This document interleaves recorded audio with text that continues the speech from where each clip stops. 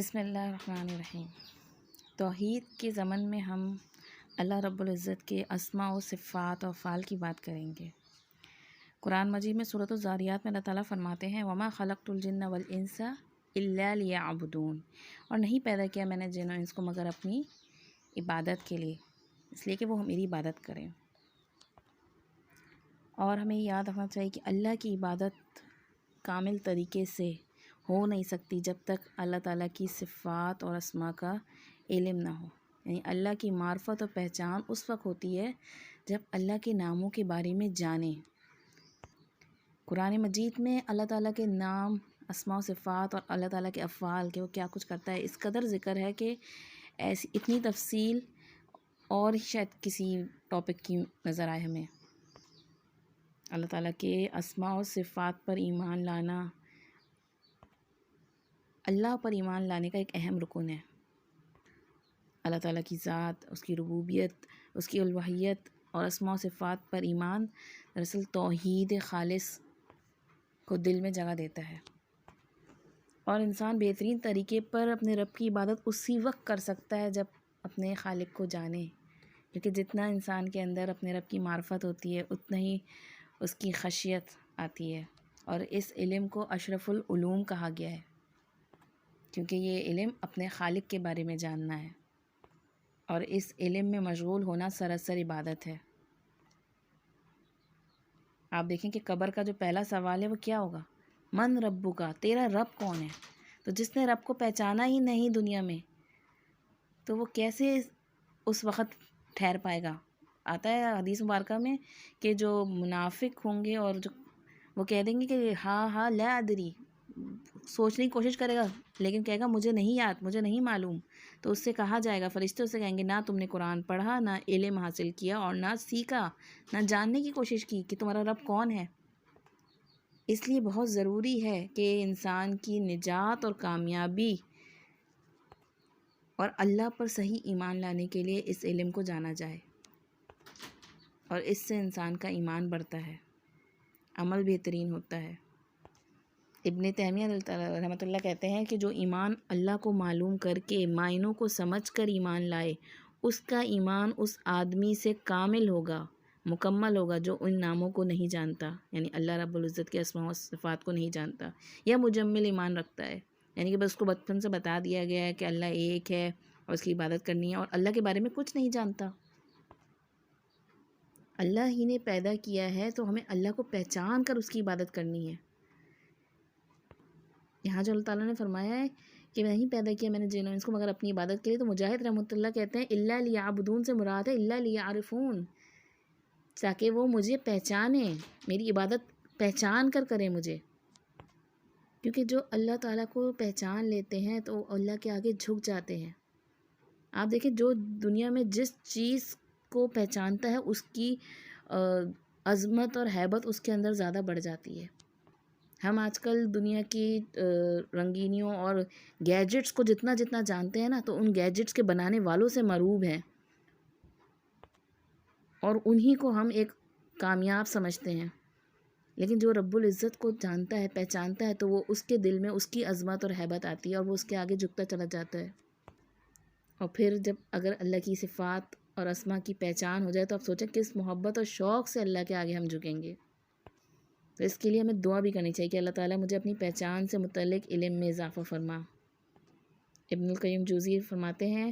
کہ رسولوں کی دعوت کا لب لباب اور کنجی اللہ تعالیٰ کی معرفت کا علم ہے، اللہ کے اسماء و صفات و افعال کا ساتھ ہے،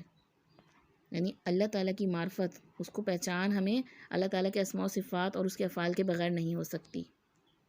اور یہی رسولوں نے آ کر سکھایا، اسی میں درستگی کی، اسی میں شیطان نے ہمیشہ انسانوں کو گمراہ کیا، اور یہیں سے انسان کا اپنے خالق کے ساتھ رشتہ کمزور ہوا، کیونکہ جتنا علم آتا ہے اتنا یقین بڑھتا ہے، اور جب یقین بڑھتا ہے تو قوت دعا بھی بڑھ جاتی ہے، اعتماد و توکل بڑھتا ہے، اور دعا میں پھر ایک خاص الہ زاری بڑھ جاتی ہے انسان کی، اور دعا تو اصل میں انسان کی ہے ہی عبادت۔ اور پھر ایسا بندہ جو ہے اللہ تعالیٰ کو اس کے اسماء و حسنہ کا وسیلہ دے دے کے دعا کرتا ہے۔ سورۃ الاعراف میں آتا ہے وَلِلَّهِ الْأَسْمَاءُ الْحُسْنَى فَادْعُوهُ بِهَا، کہ اللہ ہی کے لیے ہیں اچھے اچھے نام، انہیں ان کے ذریعے پکارو۔ صحیح مسلم کی روایت ہے کہ اللہ تعالیٰ کے 99 نام ہیں، ایک کم 100، اور جو ان کو محفوظ رکھے، یعنی ان کو سمجھے، ان کو یاد کرے، ان کے مطابق عقیدہ رکھتے ہوئے عمل کرے زندگی میں، وہ جنت میں داخل ہوگا۔ تو اللہ تعالیٰ کے ناموں کو جاننے کے حوالے سے کچھ اصول و قواعد ہیں۔ سب سے پہلے تو کہ اللہ تعالیٰ کے تمام نام حسنہ ہیں، اسماء الحسنہ، احسن کی مؤنث ہوتی ہے حسنہ، یعنی اللہ کے تمام نام اچھے ہیں اور حسن و خوبی والے ہیں، اس کی انتہا کو پہنچے ہوئے، اکمل پرفیکشن پہ ہیں۔ اور پھر ایک نام دوسرے نام کے ساتھ مل کر مزید خوبصورت ہو جاتا ہے۔ پھر اللہ تعالیٰ کا ہر نام اپنے اندر ایک خاص معنی رکھتا ہے، اور اس کو سمجھنے کے لیے ہم قرآن و سنت کا سہارا لیتے ہیں کہ صحابہ اکرام تعالیٰ نے اسے کس طرح سمجھا۔ پھر اس کے علاوہ اللہ تعالیٰ کو وہی نام ہم دے سکتے ہیں جو اللہ نے ذکر کیا ہے قرآن میں، اور جو نبی کریم صلی اللہ علیہ وسلم نے بتایا ہے، یعنی توفیقی، یعنی اللہ تعالیٰ کی طرف سے جو موجود ہے۔ ہم خود سے اللہ تعالیٰ کے کوئی نام نہیں رکھ سکتے، اللہ کے بارے میں اپنی طرف سے کوئی بات نہیں کر سکتے۔ سورۃ الاعراف میں اس بارے میں آتا ہے کہ اللہ تعالیٰ کے بارے میں کوئی بات نہ کرو جس کا تمہیں علم نہیں ہے۔ ایسا کرنے والا کیا ہوگا؟ ظلم ہوگا ایسا کرنا۔ پھر اس کے علاوہ جتنے بھی نام جو قرآن و سنت میں موجود ہیں، ان تمام ناموں پر ایمان رکھنا، یعنی ان کا انکار نہ کریں اور نہ ہی ان میں اضافہ کریں، نہ ہی ان میں کوئی تعویل کریں۔ امام احمد رحمۃ اللہ کہتے ہیں کہ اللہ کے بارے میں کوئی نام اور صفات جو اللہ نے نہیں بنائی، ہم قرآن و سنت سے آگے نہیں بڑھیں گے۔ اسے الحاد کہتے ہیں، یعنی اصل سے ہٹ جانا، اللہ کے کسی نام سے انکار کر دینا یا اس کی تعویل اختیار کر لینا،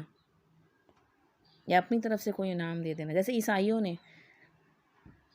جو ہے اللہ تعالیٰ کو فادر کا نام دیا، باپ کہہ دیا، اور پھر ان کے ہاں کس طریقے سے وہ ایک جو ایمان کے اندر جو اتنی بڑا شرک گھستا چلا گیا۔ تو اللہ تعالیٰ کے ناموں کو بغیر تحریف، بغیر تبدیلی کرے ایمان لانا ہے ان پہ، اور اس میں کوئی تعطیل نہیں کرنی، یعنی اس کے معنوں کو بھی ماننا ہے، اور کوئی تکیف نہیں کرنی، یعنی کہ اس میں کوئی کسی کیفیت کو ہم بیان نہیں کر سکتے، کیونکہ اللہ رب العزت کو کسی نے دیکھا نہیں ہے، کوئی اس کو جان نہیں سکتا۔ اس کی پہچان کی جا سکتی ہے گی اس کے ناموں اسما کے ذریعے، لیکن ہم اس کو کوئی ڈیفائن نہیں کر سکتے کہ وہ ایسا ہے، تو اس کی کیفیت بیان نہیں کی جا سکتی، نہ ہی کوئی تمثیل بیان کی جا سکتی۔ مثلا یہ کہنا کہ اللہ کا کان ہے تو اللہ کا کان کیسا ہے، نعوذ باللہ، کسی سے مشابہ نہیں بیان کیا جا سکتا۔ اس کے بعد اللہ رب العزت کی صفات کا آتا ہے کہ صفات کا باب جو ہے وہ اسماء کے باب سے زیادہ وسیع ہے، یعنی صفات جو ہے وہ ناموں سے بھی زیادہ ہیں، اور ہر صفت جو ہے وہ اللہ تعالیٰ کا نام نہیں بنتی۔ صفت سمجھتے ہیں یعنی کہ کوالٹی اور خوبی،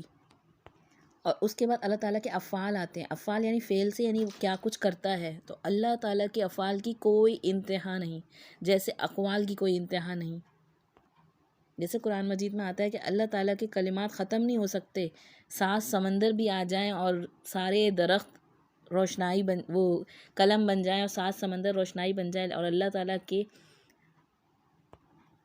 اقوال افعال کو لکھا جائے تو وہ سب ختم ہو جائے، لیکن اللہ رب العزت کی حمد و ثنا ختم نہیں ہو سکتی۔ تو یہ سب باتیں انشاءاللہ ہم اللہ تعالیٰ کے اسماء و صفات کے ٹاپک میں جانیں گے۔ اور اللہ تعالیٰ کے نام صرف 99 نہیں ہیں، کیونکہ نبی کریم صلی اللہ علیہ وسلم کی کچھ احادیث مبارکہ اور دعاؤں میں آتا ہے کہ اللہ تعالیٰ تجھ سے تیرے ہر اس نام کے واسطے دعا کرتا ہوں جو تو نے غیب میں رکھا ہوا ہے، یعنی جو 99 یاد کر لے گا تو وہ جنت میں داخل ہو جائے گا۔ حدیث سے یہ معلوم ہوتا ہے۔ جیسے اگر میں کہوں کہ میرے پاس 100 روپے ہیں صدقے کے، تو کیا میرے پاس اس کے علاوہ کوئی اور نہیں ہے؟ یہ تو صدقے کے ہیں نا، خالی میں نے کہا ہے۔ تو جو 99 یاد کر لے گا، اس کے مطابق اس کو سمجھ کر اللہ تعالیٰ سے اپنا ریلیشن بلڈ کر لے گا اور اس کے مطابق عمل کرے گا، تو اس کے لیے جنت کی بشارت ہے۔ اس کے علاوہ بھی حدیث مبارکہ میں ہمیں مزید نام ملتے ہیں۔ تو انشاءاللہ ان کو ڈیٹیل سے سمجھنے کی اور اپنی زندگی میں لانے کی کوشش کریں گے کہ ان کے مطابق اپنی زندگی کو بدلیں، اور اپنے آپ کو اللہ تعالیٰ کی معرفت کے ساتھ ایمان میں بڑھائیں، اور ان کے ساتھ پھر دعا مانگیں، اور اللہ تعالیٰ سے دعا کرتے ہیں کہ وہ ہمارے لیے اس سفر کو، اس علم کو آسان کر دے، اور اسے ہمارے دلوں تک پہنچا دے، اور ہماری دلوں کی کیفیت اس کے ذریعے بدل جائے، اور اس سے اپنے رب کی معرفت میں ہمیں اللہ تعالیٰ